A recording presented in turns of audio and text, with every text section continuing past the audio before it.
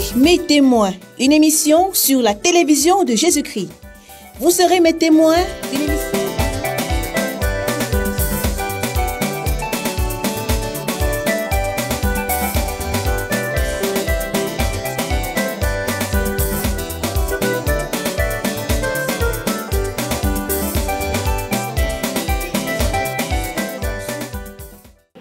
Vous serez mes témoins, votre émission sur la télévision de Jésus-Christ CVV International. Une émission qui montre l'action du Saint-Esprit dans la vie des disciples consacrés ou en formation au sein du ministère chrétien du combat spirituel conformément à Acte 1, verset 8, où la Bible déclare « Mais vous recevrez une puissance et le Saint-Esprit survenant sur vous, vous serez mes témoins à Jérusalem, dans toute la Judée, dans la Samarie, et même jusqu'aux extrémités de la terre. » CVV International, comme ça, va à la conquête de ceux-là qui ont expérimenté, va palper la main de Dieu, afin qu'ils nous partagent leur expérience pour nous édifier et nous encourager à la loi et au témoignage. Et si on ne parle pas ainsi, il n'y aura point d'aurore pour le peuple. Isaïe 8, verset 20. Mesdames, messieurs, bien-aimés dans le Seigneur Jésus-Christ, shalom, merci de votre indéniable fidélité. Bienvenue à cet autre numéro où nous sommes très honorés de recevoir pour vous la sœur Liliane Iranga. Shalom Liliane. Shalom. Vous allez bien? Bien, merci. Vous êtes M13 à la CFMC, partenaire de Jésus, licencié en droit international, cadre d'entreprise, présidente de la fondation Liliane Iranga. Alors, avec vous, on va un peu parler de votre parcours à Béret, parce qu'il faut le dire, vous êtes une ancienne de Béret, et votre expérience avec parcours à la limite de l'enseignement du ministère chrétien du combat spirituel, notamment en termes de nouveautés de vie que vous avez acquises. Et bien sûr, on va finir par un tout petit peu parler de la fondation dont vous êtes la présidente. On rappelle que vous êtes née d'une famille de 5 enfants, 4 filles, 1 garçon, vous êtes l'aînée. Je l'ai dit tantôt, vous êtes ancienne de Béret, la promotion 2010. Oui, j'ai fini en 2010. Donc vous avez commencé depuis... depuis longtemps. De primaire. Depuis l'école primaire. Vous avez beaucoup à nous raconter sur Béret. Beaucoup, alors, parlez-nous un peu de Béret en termes de formation. Puisque vous avez été élève là-bas. Oui. Bon, l'école Béret, elle est comme toutes les autres écoles. Elle nous enseigne tout ce qu'on doit savoir, donc comme toutes les autres écoles. Mais la seule particularité de l'école Béret, c'est le côté spirituel. Parce que l'école Béret ne te forme pas seulement toi, la personne, sur ton intelligence, sur tout ce que tu dois apprendre de la vie et tout, et ça t'enseigne aussi tout ce qui est spirituel, tout ce qui te permet aussi de pouvoir atteindre cette dimension-là, de pouvoir avoir une relation parfaite avec l'Éternel. Donc tu crées ta propre relation avec Dieu, tout en étant aussi à l'école Béret. Donc tu enseignes. Donc vous voyez un peu la combinaison des deux, donc de tout ce qui est scientifique et du spirituel. C'est vraiment ça la particularité de l'école Béret, et dont moi-même je suis le fruit devant vous. On parle de formation intégrale, corps, âme, esprit. Alors, ça se passe comment? On fait des cours sur le combat spirituel là-bas, une leçon sur la délivrance, ou alors concrètement ça se passe? Je ne sais pas si ça a changé, mais nous on avait toujours des cours d'études bibliques. Et pendant les cours d'études bibliques, c'est là qu'on nous enseignait, parce qu'on ne voulait pas mélanger les choses. Donc quand il y avait les cours mathématiques, français et autres, juste après, on avait aussi un cours d'études bibliques. On nous enseignait la parole de l'Éternel. On nous enseignait tout en s'appuyant sur les versets bibliques, tout en nous donnant une marche à suivre. Et c'est vrai qu'à l'époque aussi, je ne sais pas si, je pense que ça existe jusque maintenant, on avait des retraites aussi à l'école. On avait des retraites, on avait des jeûnes de prière. Donc vous voyez qu'on t'enseigne et les scientifiques, spirituel aussi, on t'apprend à jeûner, à connaître aussi ton avenir, en fait, à écouter aussi l'Éternel par rapport à tout ce qui s'est dit, et vous apprenez aussi vraiment à écouter l'Éternel au travers des enseignements, au travers des programmes, des prières, et on était toujours très bien entourés, des très bons encadreurs vraiment professionnels qui étaient là, qui connaissent les seigneurs, qui ont aussi une expérience personnelle avec l'Éternel et qui transmettaient aussi des très bonnes choses dont nous avons bénéficié. Oui. Alors, qui sont vos enseignants? Ce sont les missionnaires, les pasteurs, ou bien ce sont des enseignants formés qui vous donnent vraiment des cours conformément à la pédagogie? Oui, on avait vraiment des professeurs bien expérimentés qui vraiment avaient un niveau scientifique, qui avaient un bon diplôme en pédagogie et tout, qui transmettaient très bien la matière. Et de l'autre côté, nous avons aussi des enseignants, rien que pour les spirituels. Des encadreurs qui étaient là, qui nous suivaient, qui étaient toujours là aussi permanents à l'école. Donc à chaque fois que, parfois on peut être à l'école et qu'on a un problème et qu'on aimerait en parler, discuter avec quelqu'un, on peut demander, on a 20 ans, on allait échanger avec, on leur fait part peut-être d'une révélation ou des rêves qu'on a eu la nuit et qu'on aimerait en parler.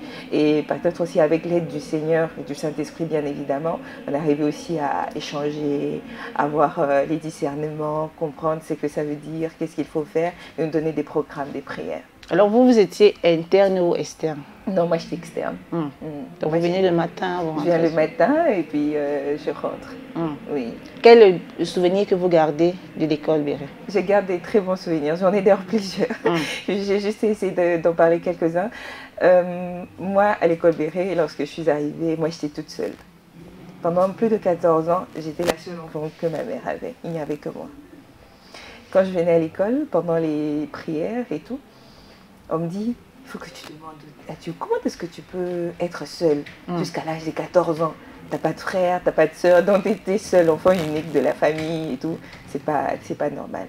C'est pendant les jeûnes, les prières, les enseignements que je venais chaque fois pleurer, dire à Dieu pourquoi je suis seule, je veux que ma maman puisse aussi avoir d'autres enfants et tout. Et Dieu merci, j'ai eu mon petit frère qui vient après moi, Jean-Marc, qui a un écart de 14 ans lui et moi. Et après, il y a maintenant une succession des filles. Donc, on a Imani, Karen et Jaël qui sont aussi là. Parfois, même quand je viens avec elle à la prière, il y a d'autres personnes qui pensent que ce sont mes enfants, vu l'écart et surtout qu'ils sont trop attachés à moi. Alors, pour moi, c'est la plus grande bénédiction que j'ai eu à avoir avec les enseignements et avec la formation à l'école Béret. Donc, et parfois même à l'école, j'étais obligée parfois d'aller changer les pampers parce qu'ils étaient en maternelle et tout. Donc ça vraiment c'est le plus grand souvenir que j'ai à l'école Béret. À part ça, je peux parler aussi lors des examens d'État, parce que nous on était à Béret Ngaliema. Alors lorsque vous êtes en 6e, vous vous mélangez. Donc on vous prend aussi de Ngaliema, viennent étudier à l'IMT. Alors pendant les prières pour préparer les épreuves des examens d'État, notre encadreur à l'époque, c'était frère David Balekilai. Balekilai qui dit on va prier. Alors on va écrire sur un bout de papier ce qu'on veut comme pourcentage pour les examens d'État. Ce que on veut que Dieu nous donne. Alors, en priant, le doute là un peu, l'adolescence, et puis je me dis, ces encadreurs, ils ont toujours l'habitude de nous raconter des histoires. Et après, ça ne sera pas réalisé ou bien ça sera autre chose et tout. Il dit non, moi Dieu m'a dit faisons cela. Quand il m'a dit ça, directement, j'ai dit, c'est frère, ok, 65 alors. Mais je suis sûre que ça ne sera pas le cas. Les autres me disent, mais pourquoi tu es comme ça? Je dis, mais ils nous racontent souvent des histoires, et souvent c'est pas ça. Non. Examen d'État, les épreuves passent, nous attendons les résultats. Les pourcentages que tout le monde avait demandé, c'était ça, ce que tout le monde avait obtenu. Tout le monde en tout cas. J'étais sous les chocs. Je me rappelle même que je l'ai appelé au téléphone pour lui dire non. Frère David, je suis vraiment désolée, c'est pas possible que j'ai eu 65%. Il m'a dit, c'est ce que moi Dieu m'avait demandé de faire comme prière. Il m'avait demandé ce que tout le monde écrive, le pourcentage qu'il veut. Donc il va vous donner le pourcentage que vous voulez. C'est ce jour-là que j'ai appris aussi à ne pas douter aussi. Lorsqu'un serviteur de Dieu te parle et tout, il ne faut pas douter, il faut croire. Oui. En tout cas, c'est ce jour-là que j'ai appris. Voilà pourquoi en tout cas, c'est parmi les plus beaux souvenirs que je garde de l'école Béret. Vous avez fait un parcours sans faute à Béret ou alors il y a eu des années où vous avez repris? Non, je n'ai pas repris. Mais j'étais très brillante à l'école. Vraiment brillante et tout, et objective et tout. Donc, malgré que j'étais dérangeuse aussi à l'école, mais je me suis battue pour vraiment bien faire mes études. Vous avez brillamment fini en 2010. On vous a présenté comme licencié en droit international. Après Béret, vous avez continué vos études où? Après Béret, je suis allée à l'université William Booth. C'est là que j'ai obtenu mon diplôme de fin d'études de deuxième cycle. Donc j'ai obtenu mon diplôme en droit international public. Et voilà quoi. Vous connaissez le ministère, toute petite bébé, on va le dire, par le canal de votre maman à Goma. Effectivement, oui. Après, nous sommes arrivés ici juste après l'entrée de l'AFDL, après la guerre. Nous sommes arrivés ici à Kinshasa. J'ai directement été inscrite à l'école Béré.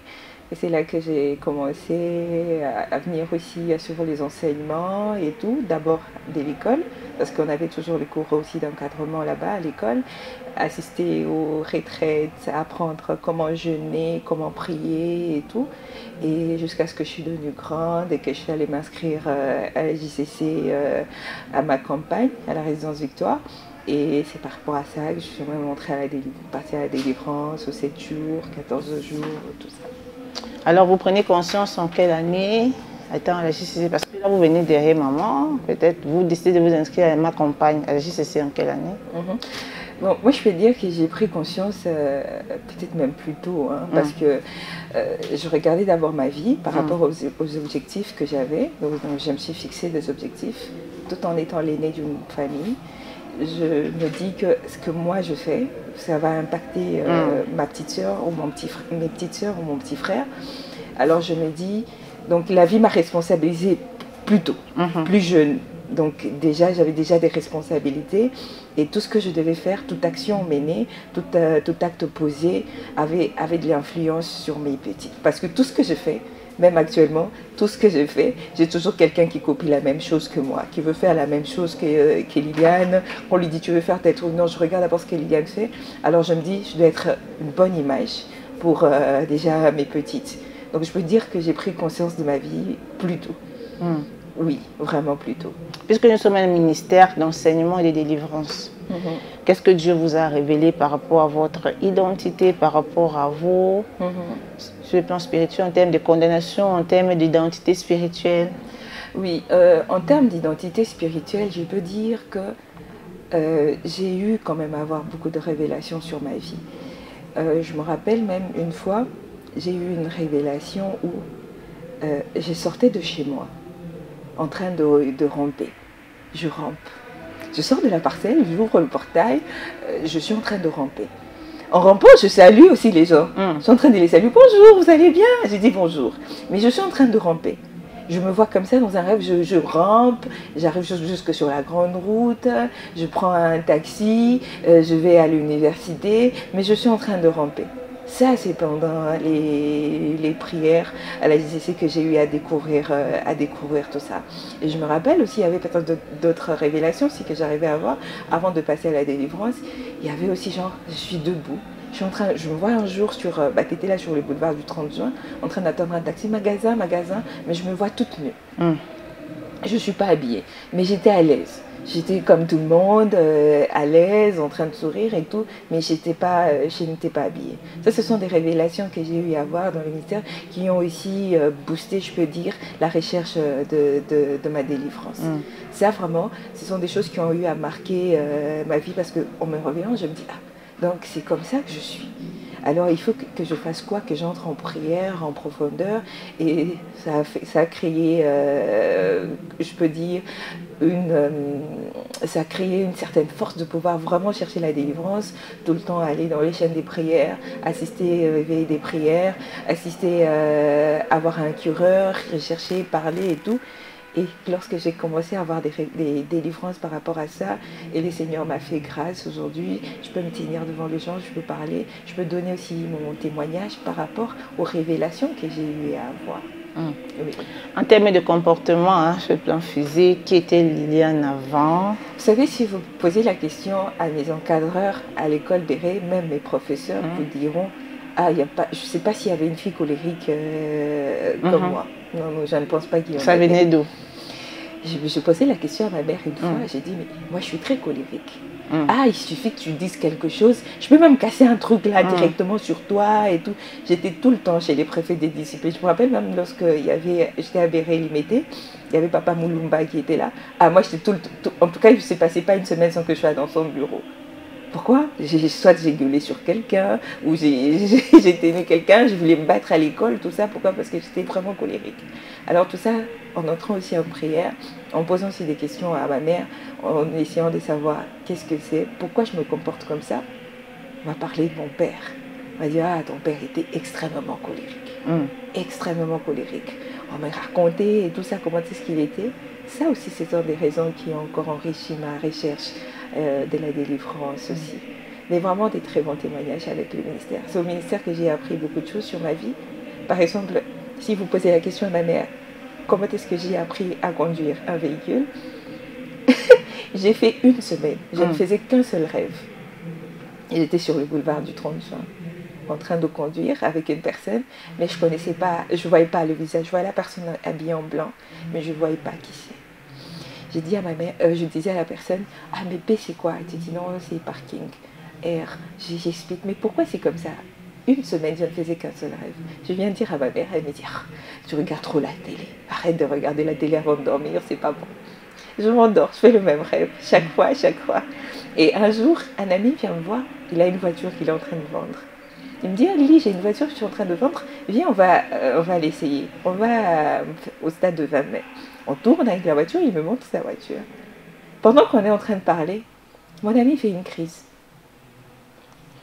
Malaria comme pas possible, je touche qu'il était brûlant comme pas possible. Qu'est-ce que je vais faire, mon Dieu? J'ai commencé à trembler. Je prends mon téléphone, j'appelle sa mère. Sa mère me dit non, cherche un moyen, est-ce qu'il arrive chez vous? Là, moi, j'habitais ma campagne. Elle dit non, cherche un moyen, est-ce que vous arriviez là-bas chez toi? Comme ça, on va trouver un moyen de venir les chercher. Je me suis rappelée de mon rêve. En tout cas, ce jour-là, j'ai été habitée par un esprit, en tout cas, au-delà de mes forces.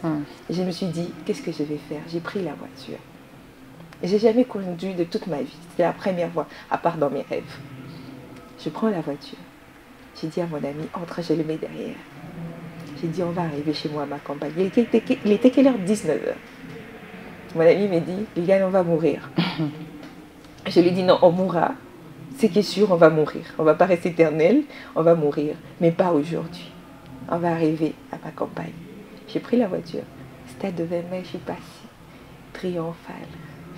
Prière dans le cœur comme pas possible. Je suis allée Bandal. Je suis allée station ma campagne. Je suis allée jusque chez moi à ma campagne. On était à 80 jours. J'ai pris même cette montagne-là et je suis arrivée jusque chez moi à la maison. J'arrive, c'est tout le monde qui était étonné. Comment t'as fait? Avec les embouteillages. Oui, mais je suis passée. Là, j'ai compris que les rêves que nous faisons, il ne faut pas les négliger. Il faut toujours prier à ce que, comme ma mère dit, il y a un esprit morphée quand tu dors qui te vole tes révélations, t'empêche de pouvoir te souvenir à ton réveil de ce que toi tu as vu pendant ton sommeil. Alors chaque fois, qu'est-ce qu'il faut faire? Prier avant de dormir, chasser cet esprit de morphée. Le matin, quand on se réveille, on a toujours des « Ah, j'ai rêvé de tels trucs ». Au moins, on se rappelle de nos rêves parce que tout le monde rêve. En tout cas, tout le monde rêve. Mais c'est juste que c'est pas tout le monde qui se rappelle du rêve qu'il a fait la nuit. Et vraiment, c'est une bénédiction pour moi. Et c'est comme ça que je conduis. Même tous les encadreurs, tous les responsables, quand ils me voient conduire, et j'amène toute ma famille. Et chaque dimanche, c'est moi qui suis chauffeur. Donc, je les amène, je les ramène. Alors tout le monde dit, ah, en tout cas, Liliane, bravo. Comment t'as fait? Je dis, j'ai pas fait l'école. Je faisais la route avec quelqu'un. Il m'apprenait comment est-ce qu'il faut conduire. Il me dit, non, quand tu arrives à ce niveau, il faut que tu t'arrêtes. Regarde les feux de signalisation. Faut pas faire ça. Non, cette route, en ville, cette route, elle est sens unique. C'était comme ça pendant toute une semaine. Ce n'était qu'un seul rêve. Tout ça, ce sont des choses que moi, j'ai vécues avec le Dieu du combat spirituel. Amen. Et... En termes d'enseignement, quelles sont les plus-values que vous avez obtenues dans votre cursus, dans votre marche avec Dieu? En termes d'enseignement, moi, la chose qui m'a beaucoup vraiment captivée, qui a fait de moi-même, je peux dire, qui a fait de moi ce que je suis devenue aujourd'hui, c'est de croire en moi. Quand on grandit, souvent on a des personnes dans notre entourage qui prononcent parfois des paroles sur nous, qui peuvent aussi nous affaiblir et nous empêcher d'avoir une grande vision de notre vie. Mais avec les enseignements du combat spirituel, moi j'ai appris à croire en moi. J'ai appris à avoir une relation parfaite avec le Seigneur. Que quel que soit ce que la personne me dit, moi je dois parler avec Dieu. Et ce que Dieu me dit sur moi, c'est ce qui va s'accomplir. D'abord, quand j'arrive devant Dieu, je lui fais voir ce que j'ai comme projet. Et j'ai ceci, c'est là. Regarde, c'est comme quand tu vas devant ton père. Tu lui dis, non papa, regarde. J'ai le projet par exemple de faire telles études, je voudrais faire ceci. Mais maintenant le papa te dit ce que lui il pense par rapport à son expérience. Il te dit non, cette voie je la trouve bonne, mais celle-ci aussi, je la trouve pas bonne, celle-ci va te détruire, ou bien celle-ci, ça ne sera pas bien pour toi, tu ne seras pas sécurisé ni protégé, non, change. Moi, maintenant, en tout cas avec les enseignements du combat spirituel, c'est ce que moi j'ai vraiment appris. Donc quand je viens, je sais que non, quel que soit tout ce que vous dites, je crois d'abord en moi-même. Parce qu'on dit, Dieu n'est pas loin, il est dans notre cœur. Donc quand tu lui parles, là, tu es dans ton cœur, tu parles, il t'écoute. Il t'écoute et il sait t'orienter par rapport aux objectifs et si aussi ça cadre aussi avec son plan. Parce que, si je peux dire, par exemple moi, lorsque j'étais en train d'étudier, je voulais travailler dans les Nations Unies. C'était ça mon objectif. Je voulais vraiment travailler dans les Nations Unies. La preuve, même tous mes stages académiques, j'ai essayé de passer dans le système des Nations Unies. J'ai même été retenue. Je suis allée à la CPI, je travaille à la MONUSCO tout en étant interne. Je suis allée à OCHA, au bureau de la coordination des affaires humanitaires des Nations Unies, tout en étant interne. Je voulais y travailler. Il y avait même un poste vacant, j'ai eu à postuler. Mais déjà quand je postulais pour ce poste-là, j'avais déjà eu une révélation, me disait non, pas là-bas. Mais la détresse, non, c'est ce que moi je veux travailler dans les Nations Unies. Pourquoi pas aussi, un jour aussi, qu'on voie aussi une Congolaise qui atteint des postes de responsabilité dans les Nations Unies. C'était vraiment ça. Mais j'avais oublié que j'avais déjà reçu une révélation. On me disait que non, c'est pas là-bas. Lorsque je suis allée postuler, quand même, j'ai forcé, je suis allée postuler là-bas. On m'a pas prise. Quand on m'a pas prise, j'ai commencé à me lamenter. Ah Seigneur, tu vois, de ce que moi je te demande, tu veux pas faire de moi ce que moi je te demande, tu veux pas. Et j'aurais fait encore ces mêmes rêves là où on m'a dit, mais je t'avais dit que c'est pas là-bas que toi tu vas évoluer ailleurs. Et Dieu merci, j'ai pas connu le chômage dans ma vie après avoir fait une longue période sans travail. Non. J'ai fini, j'ai eu mon diplôme en 2015, en octobre. En novembre 2016, je rencontre le directeur général, le directeur général de l'entreprise pour laquelle je travaille, je suis actuellement. Je commence mon travail en janvier, je suis engagée et je commence en janvier 2016 et jusqu'à présent. C'est une grâce pour moi. Amen. Parce que je l'ai obtenu comment? Je suis venue d'une chaîne de prière. Vous savez, quand vous êtes l'aîné d'une famille, et surtout que vous avez des petits vraiment devant vous, ils vous demandent tant de choses. Parce que vous êtes un peu comme une deuxième maman pour eux. Alors qu'est-ce qu'il fallait? Prier le Seigneur. Seigneur, je veux travailler. Et je te promets. Ça, j'ai appris ça auprès de maman. J'ai promis à Dieu, Seigneur, quand tu me donnes mon travail, quand tu me le donnes, le premier salaire, je te le donnerai. J'ai fait une semaine, je venais à la chaîne de prière. Premier jour, c'était Papa Abraham qui avait prêché. Deuxième jour, il y avait vraiment une succession des serviteurs de Dieu qui venaient. Je rencontre les DG, on m'engage. Ma mère va le voir et tout, on parle et tout. On m'engage. J'ai mon salaire, j'obtiens mon salaire. Alors, je viens à la 17e, d'abord un dimanche. Maman est encore là, elle a prêché, elle dit non, vous allez voir Dieu pour qu'il vous donne certaines choses. Mais vous ne lui dites pas ce que vous allez lui donner en retour, après avoir obtenu ce que lui, il va vous donner.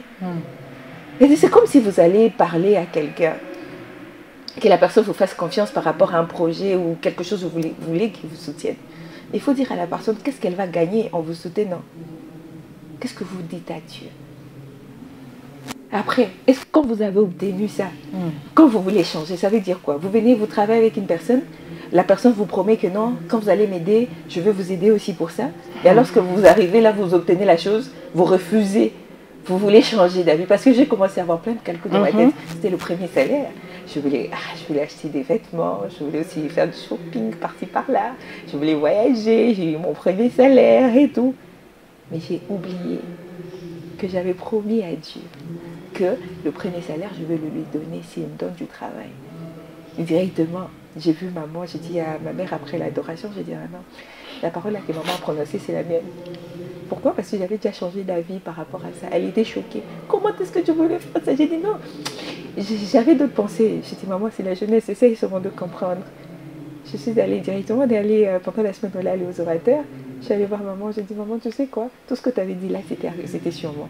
Elle m'a dit, ah bon, pourquoi? J'ai dit, mais regarde, j'ai promis à Dieu que s'il me donne mon travail, je lui donne mon premier salaire. Mais regarde les idées que j'avais. Je commençais à vouloir changer et tout ça. Donc, j'allais pas être honnête devant lui. Prochainement, si je lui demande quelque chose, il va me dire, ah, Liliane, tu me dis toujours que tu vas faire telle chose après, et puis tu ne le fais pas.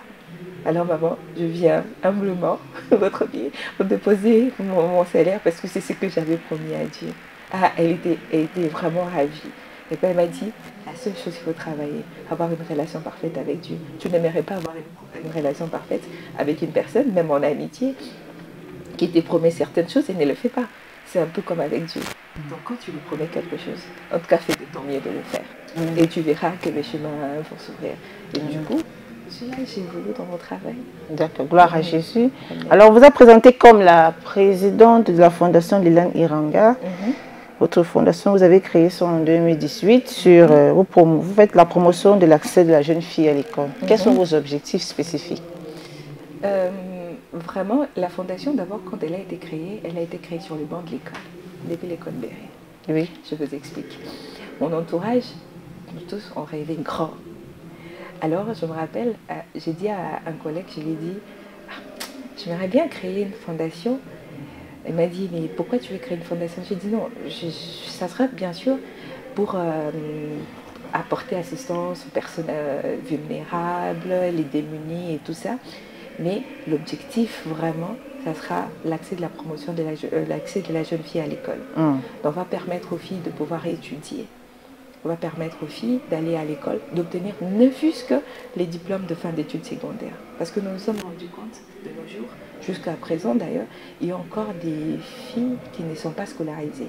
Il y a certaines familles où on accepte, les parents font tout pour scolariser les jeunes garçons. La fille, on s'est dit, elle va se marier, elle est belle, elle va trouver un mari riche qui va venir l'aider. Mais on oublie que, comme on dit, une femme, c'est... Vraiment, éduquer une femme, c'est éduquer toute une nation. Parce que c'est elle qui donne naissance à plusieurs personnes qui vont arriver après, plusieurs générations. On oublie tout ça. Alors on s'est dit non, on va créer la fondation, on va promouvoir l'accès de la jeune fille à l'école, on va permettre aux jeunes filles de pouvoir étudier sans rien payer, jusqu'à ce qu'elles vont obtenir les diplômes de fin d'études secondaires. On n'a pas des écoles que nous, on choisit pour cet enfant-là, cette école. Non, non. On la laisse, si on la trouve dans une école dans laquelle elle évolue, on la laisse dans cette école. Mais nous, on va juste suivre. On paye les frais jusqu'à ce qu'elle va obtenir son diplôme de fin d'études secondaires. Lorsqu'elle a des difficultés dans une matière quelconque et tout, on organise des cours d'encadrement et chaque fois, on passe dans ces écoles-là pour voir un peu comment est-ce qu'elle évolue. Est-ce qu'elle a bien travaillé cette période? Quelles sont les difficultés? On essaye d'échanger avec l'école, avec les professeurs aussi, mais aussi avec la jeune fille pour essayer un peu de la booster chaque fois à étudier. Alors, combien de jeunes filles jusque-là avez-vous déjà aidé dans ce sens? Nous avons minimum de 67 jeunes filles que nous suivons depuis, donc, qui sont à tous les niveaux, qui nous suivons jusqu'à ce qu'elles vont obtenir leur diplôme de fin d'études secondaires. Par exemple là, on a 25 jeunes filles qui vont pouvoir présenter les épreuves des examens d'État et après on va voir encore comment est-ce qu'on va continuer encore avec d'autres aussi. Et quels sont les critères de choix?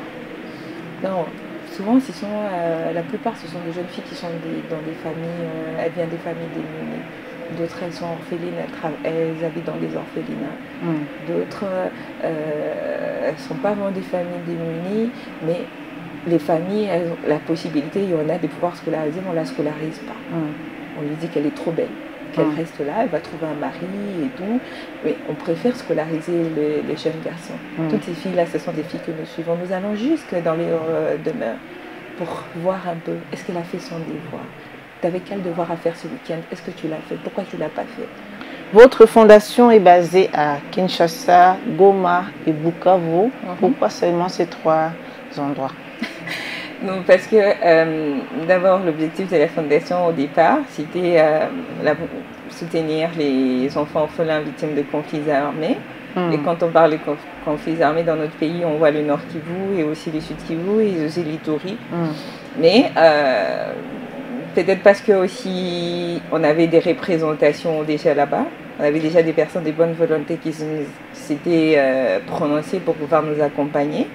Et le projet a commencé là-bas et puis on est venu avec ici à Kinshasa, parce que la majorité pour l'obtention par exemple de tout ce qui est légalisation, tout ça, tout s'est fait ici à Kinshasa. Mais vraiment, les départs de la fondation, c'était le Nord Kivu et aussi les Sud Kivu. Oui. Parce que là, vraiment, on a des représentations, on a des personnes qui nous accompagnent depuis les départs jusqu'à présent.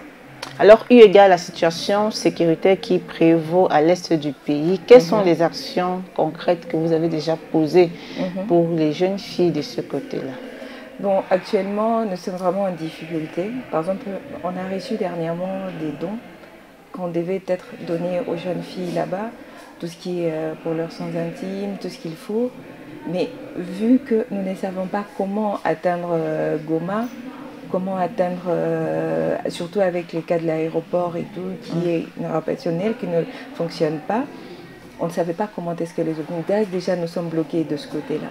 Mais les personnes qui sont sur place, et aussi même avec les banques et tous les problèmes qu'ils rencontrent là-bas, difficulté de pouvoir avoir du liquide pour pouvoir même faire des achats sur place, et tout, c'est vraiment compliqué. On est vraiment bloqué. Mais avec le peu des moyens que nous avons à notre disposition et des personnes de bonne volonté sur place, nous essayons quand même d'aller soutenir ces jeunes filles, surtout celles qui étaient dans les camps des réfugiés, Kanyaruchinya et tout ce côté-là, même d'autres qu'on soutenait qui étaient à Walikale et tout. Les personnes essayent quand même de faire quelque chose, mais c'est vraiment, vraiment difficile en ce moment. C'est pas facile pour eux. Est-ce que vous comptez vous étendre dans toutes les autres parties du pays? Oui, bien sûr. On aimerait bien que ce soit même à l'extérieur du pays, à l'extérieur du continent africain, dans le monde entier, pourquoi pas. Pourquoi pas. On aimerait vraiment y aller, mais nous y allons progressivement et avec l'aide du Seigneur, nous sommes sûrs que la Fondation sera connue dans le monde entier. Si on se projette sur l'avenir, dans 15 ans, 20 ans, comment vous voyez la Fondation dont vous êtes présidente? Dans 15 ans, 20 ans, je remets ça à Dieu. Parce que je suis sûre et certaine qu'il a un plan merveilleux sur lequel nous sommes en train d'y aller. Tout doucement, sous sa grâce, sa protection, sa bénédiction, nous y allons. Mais je suis sûre qu'il a des très grands projets pour nous. En un seul mot, la Fondation Liliane Iranga, qu'est-ce qu'on peut dire? Que c'est une... je peux dire que c'est une révélation, si je peux le dire. C'est une révélation sous la conduite du Saint-Esprit. Révélation sur la conduite du Saint-Esprit. Vous y travaillez depuis bientôt 8 ans, de manière concrète. Et en termes de résultats, est-ce qu'on peut déjà évaluer un tout petit peu les résultats? Bon, je dirais que les résultats, ce n'est pas grâce à la Fondation Liliane, je dirais plutôt que c'est grâce au Saint-Esprit. Parce que des filles sont scolarisées, des enfants victimes des conflits armés à l'est de notre pays sont pris en charge. Des mamans qui sont en difficulté, elles ne savent pas comment prendre soin de leurs enfants, obtiennent de quoi entreprendre quelque chose pour pouvoir les permettre de pouvoir subvenir aux besoins de leur famille. Ce n'est pas la Fondation qui a fait ça. Je pense que c'est le Saint-Esprit. Alléluia. Parce que quand on me voit moi personnellement, même quand je me présente, souvent les gens disent elle est trop jeune pour ça, c'est pas elle et tout. Surtout quand je vais dans des activités sur terrain avec ma mère. Quand on parle de maman Liliane Iranga, c'est ma mère qu'on voit directement, on pense que c'est elle. Moi, on me dit, les gens pensent qu'elle est trop jeune pour ça. Ça, c'est pas elle. Donc, du coup, je me dis que c'est pas moi. Bien sûr, j'ai dans les idées, je peux donner peut-être quelques orientations, des innovations par rapport à tout ce que j'ai dans ma tête. Mais je me dis que c'est vraiment sous la conduite du Saint-Esprit qu'on a pu quand même atteindre les résultats que nous avons actuellement. Alléluia. Alors, un conseil à ces jeunes filles-là, ces frères, ces papas, ces mamans, qui sont vrais, qui sont des chrétiens, des combattants, mais qui ont des projets comme le vôtre, qui veulent entreprendre, qui veulent oser, mais qui n'ont pas jusque-là le courage. Vous qui êtes passés par là et vous qui continuez par l'aide du Saint-Esprit, comme vous l'avez dit, quels conseils vous pouvez leur donner? Aux jeunes filles, un seul message seulement, aux jeunes filles, jeunes femmes. Lorsque vous avez un projet dans votre tête, s'il vous plaît, croyez en vous d'abord personnellement. Il y a toujours cette voix à l'intérieur qui nous dit ce qu'on peut faire. il faut toujours avoir l'habitude de l'écouter, croire au Saint-Esprit d'abord aussi, parce qu'il faut lui demander de donner les orientations, le renouvellement de l'intelligence, tout ça. Ce n'est que le Saint-Esprit qui peut faire ça. Donc vous croyez en vous. S'il vous plaît, il ne faut pas toujours penser que non, je vais me marier à un homme riche. Je ne vais pas peut-être vraiment faire attention aux études parce que de toute façon j'aurai toujours un homme riche à mes côtés qui viendra et tout. Non, non. Il faut entreprendre. Il faut étudier, surtout celles qui sont encore sur les bancs de l'école, il faut étudier. Si vous voyez dans le monde actuellement, ce sont les femmes qui sont en train d'atteindre des postes de responsabilité. Vous avez par exemple en Namibie, vous avez la première femme présidente de la République. C'est une première dans l'histoire. Dans notre pays, vous avez la première femme Premier ministre. Ça n'a jamais été fait. Maintenant, dites-nous si elles avaient peut-être négligé les études, si elles n'avaient pas les cursus ou les backgrounds qu'elles ont en ce moment, est-ce qu'elles allaient atteindre ces responsabilités-là? Non. Donc il faut viser grand dans la tête, il faut vraiment faire attention au chemin que nous devions prendre, il faut vraiment aussi croire en nous, c'est ça le plus important. Parce que souvent le monde nous donne plusieurs raisons de pouvoir douter de nous. Mais au plus profond de nous, nous croyons en nous grâce à la parole et puis grâce à notre foi en Jésus-Christ. Aux parents, la même chose s'il vous plaît. Quand vous faites des sacrifices pour les garçons, les envoyer à l'école, faites aussi de même aussi pour les filles aussi. Que vous ayez assez de possibilités ou pas, s'il vous plaît, faites un effort.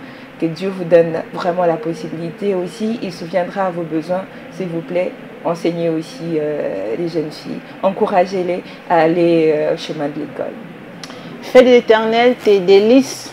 Il te donnera ce que ton cœur désire. Notre sœur ancienne de Béret a eu un cursus scolaire brillant.